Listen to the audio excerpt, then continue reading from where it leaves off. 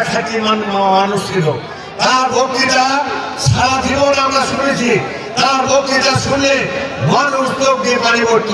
তার একটা ইতিহাস মনে পড়ে, তিনি যখন চালানোর বক্তৃতা দিচ্ছিলেন, পাশে খালেদা জিয়া, তার পাশে ব্যারিস্টার আমিনুল, তার পাশে কবির হোসেন, পিছনে আমি বসেছিলাম।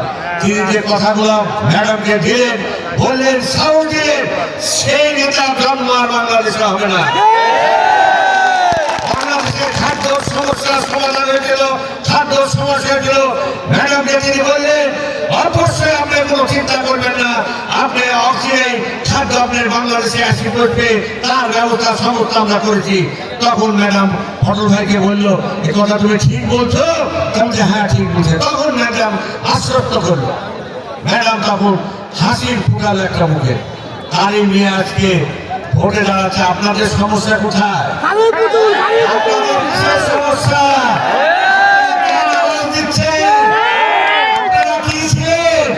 কোথায় রাজনীতি করেছে? কোন জায়গায় ছিলেন আপনারা? আপনাদের জানা আছে? বন্ধুরা আমার, আর যাকে আওয়াজ তুলবেন, যারা সমস্যা সৃষ্টি করছে, তাদের বিরুদ্ধে রুখে দেওয়া নিচ্ছে। রাজপথে দিতে হবে তাদেরকে। আমরা চাই লাভপুর বাগাতি পাড়া বিএনপি কোনোদিন হারে নাই। যখন আওয়ামী লীগ ক্ষমতায় গেছে, তখনও লাভপুর বাগাতি পাড়া বিএনপি জিতেছে, পটল ভাই জিতেছে। তার সাথে রিয়াজ করছে,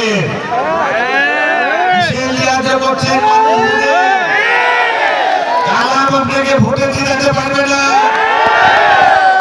মুন্তাজের ঘাটাও দিতে পারবে না। লোক বিএনপিকে ভোট দিতে বলে রাখে, সবসময় আমরা বলে বিএনপি লোক বিএনপিকে ভোট দিবে। আপনারা ওদের সাথে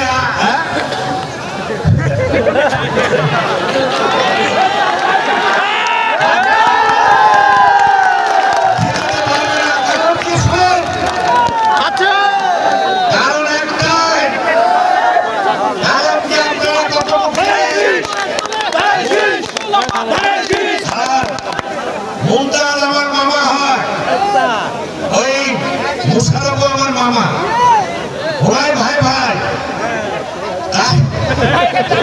হ্যাঁ, মুশারফ মামা আর মুমতাজ আমার মামা হয়, যেহেতু গ্রামের বাড়ি ওখানে, তো দুজনই মামা হয়। আমি বলছি, আমার কথা শুনেন, জীবনে কোনোদিন কাকু পথ দেখাবে না। আমরা বাড়িতে শুনছি আপনাদেরকে ভোট